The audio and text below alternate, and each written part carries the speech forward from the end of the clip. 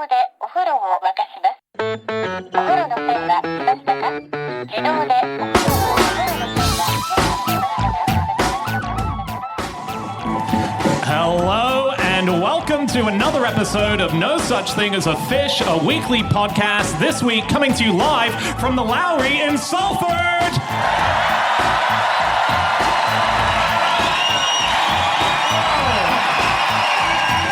My name is Dan Schreiber. I am sitting here with Anna Chazinski, Andrew Hunter-Murray, and James Harkin. And once again, we have gathered round the microphones with our 4 favorite facts from the last 7 days. And in no particular order, here we go. Starting with fact number 1, and that's my fact this week. My fact is that in 17th century Europe, people used to sing each other the news. That's how they got the news. It would be sung at their face. There's been a theft. Like that. Yeah. That kind of thing. Yeah. Cool. No, this is the thing. In the 17th century, illiteracy rates were so high that if they did publish newspapers, no one was really buying them because they couldn't read them. So what they ended up doing was they were taking classic ballads of the time, but then applying just the news of the day to them. And so people would go on the streets and they would start singing the news, and people would memorize the songs that they were singing, and they would pass it on, and that's how the news got around. And so it was for everything from political news to sentimental stories, religious news, royal rumors, medical advice. Did they do like an "and finally" at the end with a dog on a surfboard or something? They did have a paywall. So What? people plugged the ballads. So there were guys going around selling the ballads, and they would sing them to the audience on the street corner to drum up interest, but they would not sing the last verse. So you didn't know how it ended. What? So there was that thing where it goes grey on the website. That is amazing. But if it's an existed. execution ballad, how often was it? And he pulled his head out just in time. Well, it is a bit like the internet today, isn't it? Because so they had these sheets that you could buy the sheet music if you wanted to, and then you could share it on the streets by singing it. And then it gave you ideas of morality and stuff like that. So it is a little bit like reading the news on the internet and then sharing it and then commenting on it. Yeah. Except it was just a lot more gruesome. I mean, they were kind of disgusting in their taste. I don't know if you've heard any of the news over the last few years. The fact that I'm not on social media makes that an unreliable comment. But there was one, so there was a French song, in fact, which was set to a really fun tune, apparently. So they were like quite upbeat. And it was about a Huguenot whose execution got interrupted because the people thought that they weren't being harsh enough by just chopping his head off, or hanging him, sorry, they were hanging him. And so the people dragged him to a dung heap and mutilated him. And this ballad went, the little children all got together yelling and singing joyously, having a great time, pulling out his innards to throw them in the fire, removing his guts and organs, and then a dog swallowed his heart. There you go, there you go. Doesn't even rhyme. I think it rhymed in French, to be fair. But they used to as well, not just report the news, but in the execution ballads, this moral thing that James is talking about, they used to then do verses from the perspective of the person who was killed, guillotined or hanged. And that's where the moral would come in. They would suddenly, it was as if the news was reading a quote from someone, but that quote never existed. So they would be saying, oh, I lament what I did and I wish I had not done it, and oh, what a silly sausage I was. And that was the way of saying that everyone was upset about the crime they committed. And This mortal life I will depart, and then a dog will swallow my heart. And then you end. Yes. Yeah. You would have really thrived. good. That was really good. Born in the wrong century, mate. But the nice thing was it was tunes that everyone knew. So they used green sleeves for a load of ballads because you couldn't get people to sing a news if they didn't know the tune. That's so appropriate, because didn't Henry VIII write that song? No, that is a myth. So it's completely just a... No. There is a rumor that he did. Yeah. It was written around the same time as him. So he wrote it. I don't know what... The thing is, if we think we have fake news now, I mean, this was out of control. So it was mostly kind of overheard gossip and rumours, so people having to sort of eavesdrop on diplomats and things like that and talk to people who'd been at court. And so there was even a proclamation in 1672. Charles II, in fact, issued a proclamation to restrain the spreading of false news, which is just very prescient. But there was even ballads about how they shouldn't write ballads that were so full of fake news. There was a whole ballad that was taking the piss, saying all the ballads we hear these days are full of stories, lies and stories, a pox on your newsletters. They lie both and flatters. They are but a trap to wheedle men in. Wow. There are some Manchester ones, so I've read quite a few of them. And they include things like, these are all ballads that were real, The Spinner's Lamentation, Victoria Bridge on a Saturday Night, and Johnny Green's trip from Oldham to see the Manchester Railway. Sounds fun. I found a 17th century song, not telling the news, but just a ballad that survived the times. And the title of it is Kentish Dick, or The Lusty Coachman of Westminster. And it was a story about a guy who moved to London, and he would go around wooing women, and he would trick them into believing that he was going to be there for all of their life. And he would sleep with them, and they might get pregnant, and they thought they had a whole life with him, and then he would just disappear. And that the whole song was teaching a moral, and it has a line in it where the town seeks to sever from him that unruly limb. Ooh. Yeah. And then he was just called Kentish after that, wasn't he?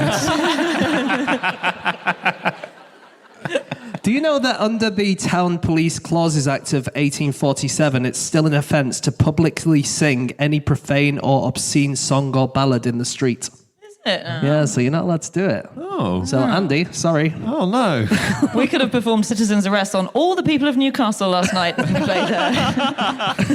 And when I was looking that up, I found this isn't on topic at all, but I found out that there is a pub in Whitehall in London called the Silver Cross Pub, which is technically the nation's only legal brothel. Really? Because it was given a license by Charles I, which has never been revoked. What? Really? And they have an upstairs room that you can hire. Yeah? Just another fact. That. That's actually the sponsor for this week's podcast. I was looking at some other ballads and what they were written for. So a lot of them, maybe the most popular type, were drinking songs, and they used to be plastered up in pubs. So, and this was particularly in Britain, in England, especially. So in England, ballads were written on single sides because they had to be used as wallpaper in various pubs. Whereas on the continent, they were double-sided because they were pamphlets. But they had these drinking ballads, and I read one of them, which was at the end of every verse, it would say, we've had this one drink, now bring us another. So every verse was you had to down your drink and get another one. And it had 13 verses. So one song, you had to drink 13 pints. Whoa. Yeah. There were quite a lot of sort of heartbreak ballads as well. That was another big genre. So I Am a Bachelor, Isn't It Sad? Was the title of one of them.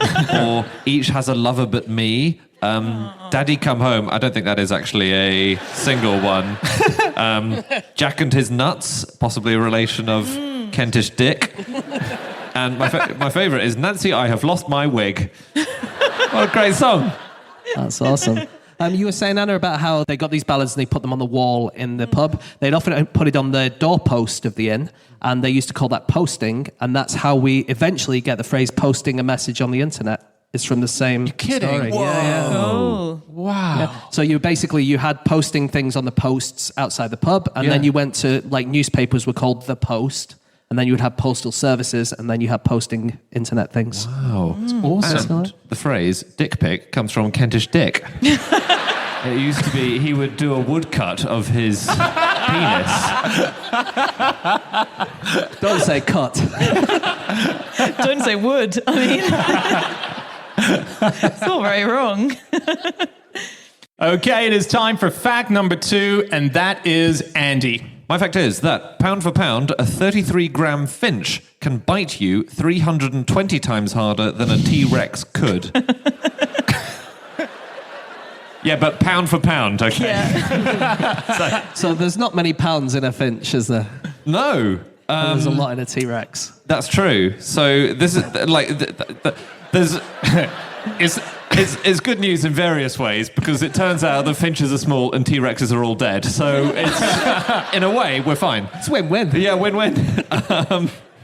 But this is a study that has just been done into bite force, and we know roughly what the T-Rex could chomp. So if it bit you, it was the equivalent of 13 grand pianos landing on you. Whoa! Yeah, That's a brilliant cartoon, isn't it? Unlucky Then an anvil. So they could bite really, really hard. There's no one's disputing that. But this study has measured hundreds of different animals' bite strength, and this tiny finch, the Galapagos finch, has a very powerful bite relative to its body size. So Yeah, I read that it's if a finch was scaled up to a T-Rex's size, its bite would be 320 times stronger than that of a T-Rex. And a T-Rex had a bite force of 12,800 pounds. So the finch would have a bite force of 4 million pounds. Whoa. And a rocket has 5 million pounds of thrust. Wow. So I don't think this is realistic, Andy.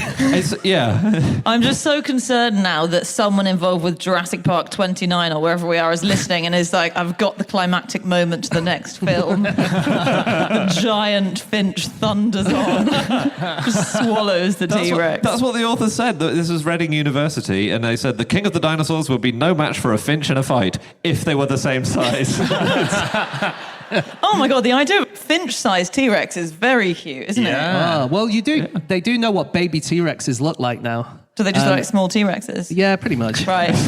No, they've done a picture of what it might look like, and they're really cute and fluffy, and they had normal lengthed arms compared to the T-Rexes have small arms, but they have normal ones. So at some stage in their puberty, their arms just became small. Wow. Or they keep growing, but their arms have stopped. Yeah. Yeah. Or that their arms become small. It's all relative. It's one of It's all relative.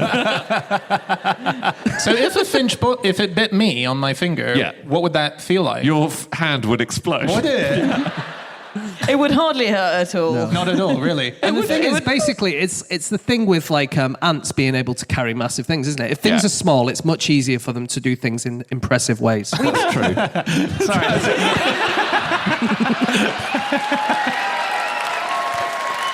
That's my Tinder profile. You don't understand. Pound for pound, this is like having sex with a T-Rex. Yeah. Good. File that under things that aren't going to work. But they have just looked into T-Rex adolescence and discovered some quite interesting stuff about it. So they have adolescence kind of like humans. They have found out how old T-Rexes would grow to. It was about 28, and their adolescence happened between 14 and 18, and that's where they just had their massive growth spurt. And the way they can tell this is because they look at the growth rings on them. So they study growth rings on ribs, and they have mineral deposits that are laid down every year as they grow. And so then you can count, at what point they grew a lot suddenly. So they're like trees. That's the analogy I was going for, yeah. I was looking, and there's a museum which is the Museum of Asturias, and it's in Spain, and they have a model of a T-Rex. And it's the weirdest thing. And this is a museum that they invite children to and adults, and it's a family day out. And the structure of it is they're showing two T-Rexes mid-copulation. They're having sex. So the female T-Rex it's a doggy style, basically, position of these two giant skeletons. And the weird thing is there's no reason for it because we don't even know how they have sex. Yeah. There's just no point. They're just speculating that that's what it is. But when you go in there, there's a T-Rex taking another T-Rex from behind. It's crazy. Yeah. They have started putting feathers on them in museums, which I appreciate. I went to a natural history museum in Tasmania recently because, they discovered that most dinosaurs had feathers. Yeah. And so they've had to go back through all the old bloody museums and pin feathers to all their exhibits. And they're doing it. Do you know that T-Rexes got mouth ulcers? No. Really? Yeah, they did. So they looked at microbes in coprolites in T-Rex poo, and they found that they had the same kind of microbes as birds get, and it gives them mouth ulcers. So we think that probably T-Rexes had mouth ulcers. That's amazing. So finches. Yeah. So this is a thing also about adolescents, actually, adolescent finches. So teenage finches, they learn how to sing. Zebra finches, they learn how to sing from their fathers, and they get taught this incredibly complicated set of tunes But we have recently discovered, so most animals learn kind of by rote, they just listen and repeat, listen and repeat. What's really rare in the animal kingdom is learning via social cues. So if I was singing my song and my father sort of gave a sign of approval or disapproval, and, you know, that's how they do it. But they don't learn from their fathers, they learn from their mothers, and the way they learn is their mothers kind of give the signs of finding them attractive. So they do what's called fluffing up, which is a signal that a female likes a male's song. And basically, the young finches sing, and if they get the song close to their father's song, the mum fluffs up. And it's basically, Really? she's saying, that's just how your father wooed me. That's kind of nice. That's like a mum sending their son off to the proms, sorting out his hair before he leaves or something. But making it look exactly like his father's hair. And saying, Yeah. I find this attractive, Yeah. and I want you to look like it. It's a combination of sweet and creepy. Yeah. It's Back to the Future, isn't it? It's Back to the Future. They also, when they're tiny, the finches, they have a very amazing ability for feeding at night. These are the baby finches, and they lose this as they get older. They have these little nodules that glow in the dark. They're these blue nodules that suddenly glow, so that when the mother is looking to feed them, she can specify which ones are where and not lose any food in the process. How cool is that? Very smart. Yeah, amazing. They glow in the dark.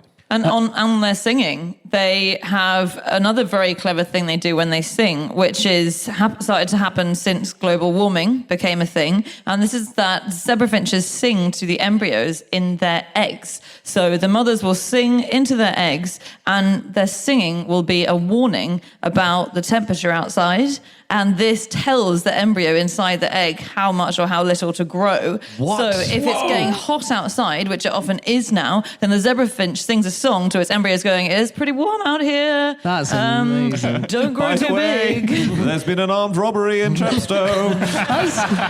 I was just going to say, we've had them sing in the news, and now we're having them sing in the weather. We just need someone singing the sport, and we're there. The vampire finch, do you know these guys? They have very sharp beaks, and they peck at the skin of boobies, and they drink... And they drink the blood out of these booby birds. And it even breaks into the booby eggs and drinks the contents. And sometimes it does it with humans. Sometimes it will try and peck on a human and try and get at the blood as well. But not the human eggs. No. That's a very difficult thing to do, isn't it? Don't know how it's got there. You've got bigger things to worry about. Slow process of trust gaining over many months. You start with the boobies.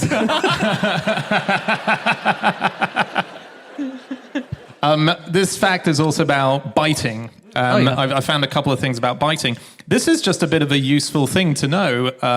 It's something that science are looking into at the moment because I think it can be applied in the long term to mosquito sprays. But mosquitoes, if a mosquito is biting you, if you slap your arm or wherever it's biting, if you slap there, it sends vibrations up through to the mosquito. And when they leap off, they associate the smell that you have with what just happened there, the fear that they might be killed.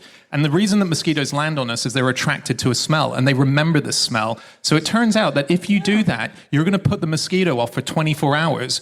That same mosquito won't come back and land on you. It might be a different one, but it will think, I might get killed if I go back to that smell. Because it remembers the smell of your body. Exactly. So they think that's a threat. I can't go back there. That might kill me. So all mosquito products at the moment are trying to work out how they can get what we manage to do with our pheromones and our body smell into that in order to stop. But next time you've got mosquitoes around, just slap yourself a lot and you'll be... all over your body. Just slap yourself silly and yeah. That kind of implies that the next mosquito repellents are just going to be lots of little slappers that we have to pin to our bodies. Like little mouse traps all over us, constantly smacking us. I'd rather be bitten. Oh, okay. Just personally. For everyone else, it lasts for 24 hours. That's really good. Yeah. Do you know what makes so humans, we have a certain bite quotient. We have quite a strong bite. But do you know we probably could bite much harder than we do? But what would you think holds us back? What do you think determines how hard we bite? How good our muscles are in our jaws. I say willpower. So Yes, Right. I think. James is wrong, Andy's more wrong. This is... Dan, do you want to go for the 3-timer? I just think socially it looks awkward if you're biting harder than... we have a winner. There we go. No, this is an experiment that was done by a guy called Dr. G.E. Black. This was actually in 1933, so it was a long time ago. But he invented what he called a gnathodynamometer. And this was basically, he put some rubber pads on this steel instrument he designed, and he got 1,000 people to bite down on it. And he worked out that the restrictive factor on how hard you can bite is not your jaw strength, it's your teeth. So the people stopped biting when they said, my teeth really hurt. And actually, if you think about it, when your jaw has more power than your teeth are able to withstand. So if you just man up and deal with the tooth pain... Willpower, that's what I said. Yeah. Yep, you're right. I amend my response. You are correct. Oh, thank you. Okay, it is time for fact number 3, and that is James. Okay, my fact this week is that the most polluted city in the world is Kanpur. It is nicknamed the Manchester of the East. I've lost them, guys. Unbelievably risky. What were you thinking? This is true. It's the particles in the air. It's especially particles with a diameter of less than 2.5 micrometers, which basically means soot. And it's because of the tanning industry, and there's a local wind called the Loo of Kanpur, which gives them really bad dust storms, and it's really, really bad. But the reason that they call it the Manchester of the East is because obviously Manchester used to have extremely bad pollution, and also it's kind of an industrial town, and Manchester is one of the most famous industrial towns because it's such a great city. Nice. Good, strong. I got him back, Andy. Great backtracking. You say Manchester used to have quite bad pollution. Let's face it, it still does. So I actually thought this would be a thing where we went, and it's such a misnomer because Manchester's fine now. And I was if you look at air pollution rates, I always thought London was the worst, but actually topping the list from last year is Port Talbot in Wales because they've got big steelworks. And then second is not in fact Manchester, it is where we are right now, which is Salford. Scunthorpe and Salford joint second. And do you know what's third? This is really weird. The third most polluted place in Britain. No. Gibraltar. What? Oh. Well, I'm sure it won't be for long. That is because half of the world's sea trade goes through the Gibraltar Strait. And so all of those polluting particles coming from the sea. And they have no countryside around there. It's just literally that little rock, isn't it? Yeah, exactly. Wow. So it just pools in there. Those poor monkeys. So the term acid rain was coined in Manchester in 1872. Friedrich Engels, who lived here for a little while, he described it as a place of filth, ruin, and uninhabitableness. And he described it as hell on earth. But in fairness, at the time, it was when Manchester was really growing and people had come over from Ireland and the cotton mills had just started, and it was not a great place to live, unlike now. Although, having said that, there was a pub for every 139 residents of Manchester. Nice. Wow. And 1 in 40 of the city's population was arrested for drunkenness within a single year. Wow!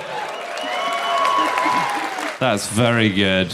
I found a different thing that Engels observed when he was in town. 1845, he was around. He was amazed to discover that there were flourishing piggeries in every back street in the city. Yeah, still, you haven't been around today, have you? But it was very useful. And in fact, that was the case all over the country. It wasn't just Manchester. 'Cause Is a piggery just where you're farming pigs? It's a pig. It's a pig. It's whatever tiny space you keep a pig in is a piggery. It depends. It's dependent on the presence or absence of a pig. If it hasn't got a pig in it, it's just a small yard. Are you claiming that if you've got one pig, you've got a piggery? Yes. Really? It's not a thriving piggery, is it? I would say it's on its last legs, that piggery. But it's a very good waste disposal unit. All rubbish goes into the pig, and the pig eats everything, and then you eat the pig. Yeah, perfect. It's a slightly slower way of eating lots of rubbish, basically. Just on city nicknames, this is about a city nickname, and Manchester used to be called Cottonopolis. And you say it wasn't a good place to be, but it's always very much swings and roundabouts. In the 19th century, it was also extremely wealthy and Yes. kind of an awesome place to be because you could make money. But I was reading an account of someone who was travelling around Manchester for the first time in the mid-19th century and loving it and, saying, it's so brilliant and people are all about the cotton mills. And he kept on asking to be shown round a cotton mill, like given a tourist visitor tour, and they would never let him because they were so paranoid about everyone else stealing their technology because they had the best cotton technology. So they weren't allowed in. good. In 1871, 32% of all the cotton in the world was made in Manchester. Wow. All the cotton on the planet, the whole planet. I just think that's incredible. Yeah. So there were gangs as well, because obviously lots of people moving from the country to the city, lots of people in a cramped space, you get gangs. And are the people familiar with the scuttlers? Is that a thing still? Not still. Okay. They are not thriving, just like the piggery. But they were a gang who really plagued the city in the late 19th century, and they had a very distinctive look. They had a fringe which was called a donkey fringe, and they had neckerchiefs which told you which gang they were in, which was quite smart, so you could see the stripes or the spots and say, oh, you're with that gang. But the way they started, the Scuttlers, it started with a historical reenactment society that got out of hand. No. This is... So a historian called Andrew Davis has written a book about this. This is what it says about the book. Davis has identified the trigger point for scuttling as arising from the reception of the Franco-Prussian War by the schoolboys of Ancoats.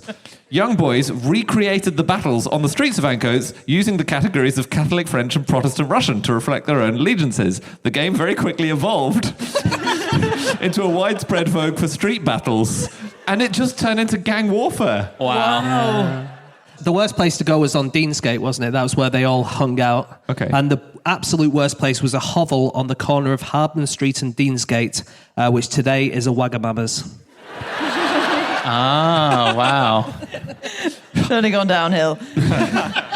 I have a sort of modern Manchester fact. I imagine everyone here will know this, so apologies to the crowd here, but people at home and overseas won't know this. But we all know Manchester United and Man City as the football teams.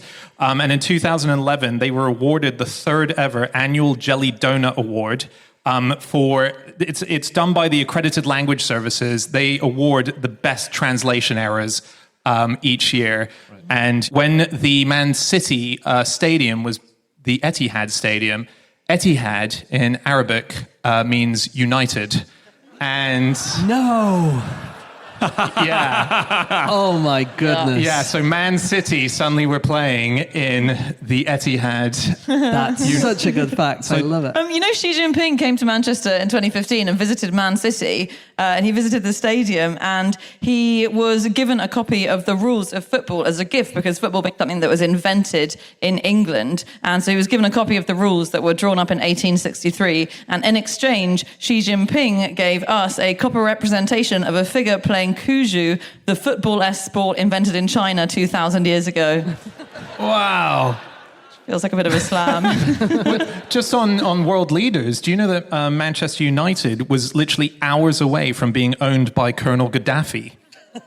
Really? Yeah, so not the whole thing, but a huge percentage, 29.9%. It was the guy who brokered the deal to the Glazer family, who did take over.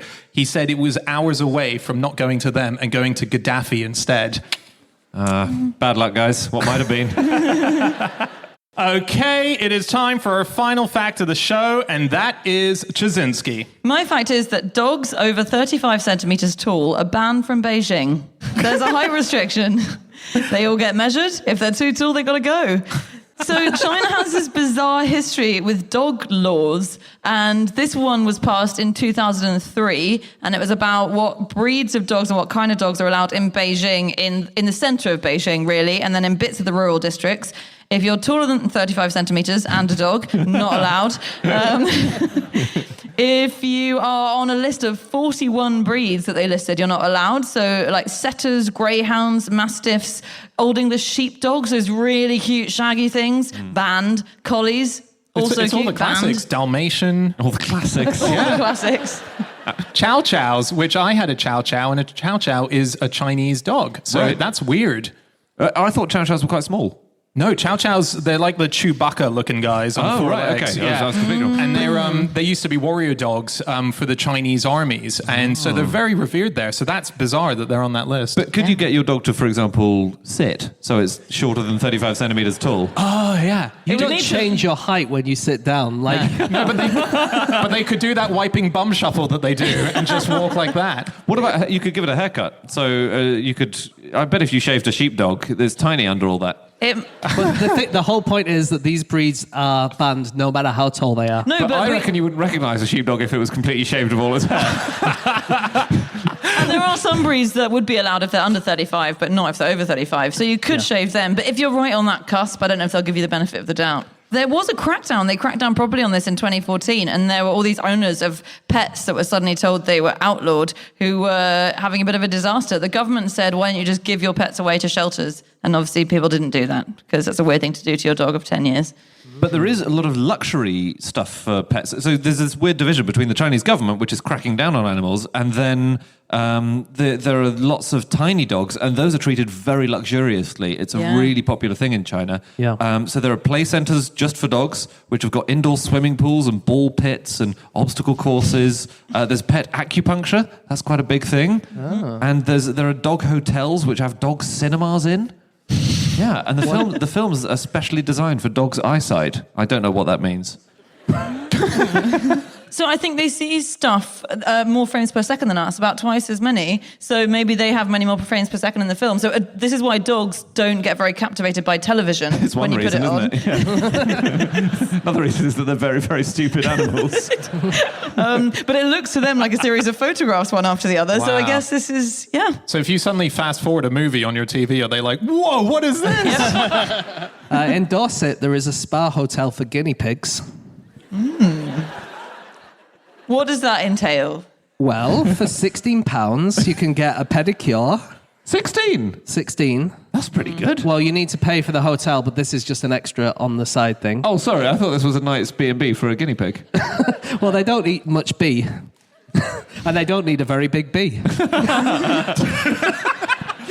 So for your £16 anyway, you get a pedicure, you get 2 washes with lice shampoo, anti-lice shampoo, you get a haircut, a towel dry, a massage while watching a movie, and a snooze. Wow. You have to pay for a snooze. That is a rip-off. But yeah, in China, people are very into their dogs. But they've worked out recently that the city-dwelling millennials are responsible for 70% of pet spending in China, which is actually quite weird because millennials it's basically people born in the 80s and 90s, which is pretty young to be spending a lot on pets. Yeah. But they think it's because they've been, this is what The Economist said, they've been lured away from their families and friends by jobs in the big cities, meaning they're incredibly lonely at this point. A lot of people single. The air is very bad outside, as previously discussed, and it's extremely easy to stay inside and just watch stuff on the internet. It's nice to have someone with you when you do that. And by the way, there are 200 million unmarried people in their 20s and 30s in China, which is, if you think about that as a proportion of world population, it's a lot of single people. 200 million in 20s and 30s? Yeah. Wow. Single. Yeah. It's a lot. They're all sitting there with their dogs inside. This woman said, I live alone and it's nice to have little Louie waiting, all happy to see me when I get home. And she said this as she flicked through photos of cats on her iPhone. I just feel like there's a social problem that we need to address. Yeah. Wow. Just on dog sizes, in Japan, I was being told earlier by Ash Gardner, who wrote our theme tune, when he was in Japan, there were parks there, and I started Googling this after he said it, Yoyogi Park. It's in Japan, and what they have is they want to make sure that dogs that go to the park have a great experience. So there is a weight and size category for dogs of which bit of the park they go to. So they separate the big dogs from the little dogs, and the little dogs and the medium dogs hang out together and they all play, and the big dogs have to go to another section. Really? So yeah, they're separated so no fights break out amongst the dogs. I think that sounds a bit sort of like sizist. I think that sounds good. That's segregation. You pro segregation? No. I just don't like very big dogs or very small ones. Look, never mind. Never has anyone backed down from an argument so quickly. Dogs are much less clever than humans like to think. So there are lots of people who think that their dogs are very, very clever. and the science doesn't really bear it out, unfortunately, and I can feel the room slipping away as I say this. So dogs, for example, can't recognize themselves in mirrors, which some animals can do, and on lots of measures, they're about the same as pigeons. And they can't fly either. And they can't even fly. Useless. But the doctor who carried out this work, Britta Osthaus, she did work about 10 years ago which showed that dogs were cleverer than cats. And she got a big backlash then from all the cat owners saying, my cat's as clever as any dog. And now she's done this research, she's got a backlash from dog owners. And when she published this study, and it was printed in the Times, there was lots of backlash in the comments section. One Times reader wrote, we once had a beagle who could open the refrigerator with his paws.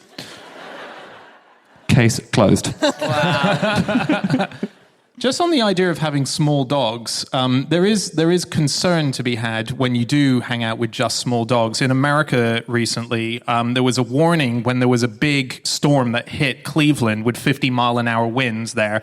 The Weather Bureau released a statement saying, can everyone please be careful? These winds are huge, and things that can happen are trash cans will go missing, trees will fall, and dogs will go flying. And yeah, they did a small dog warning, and it's the idea that when the winds pick up so high, they get lobbed off into the air, and if you're not holding onto them by leash, they will disappear. And if you are holding onto them by a leash, you've got an amazing kite. Yes, exactly. Yeah. Now, they did do this slightly tongue-in-cheek, but it is based on real incidences that have happened in America, stories that you can read up on. For example, a 72-year-old couple, or a 72-year-old lady called Dorothy Otley, she lost her chihuahua. Sorry, she's called Dorothy. Come on. And she lost her chihuahua Toto in a tornado. Does she live in Kansas?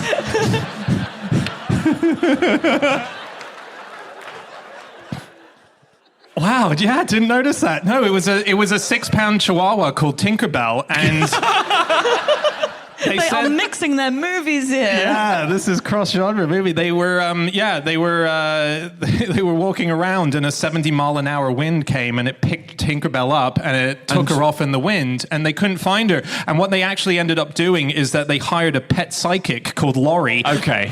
Right. Well, they had my sympathy for a good long time there.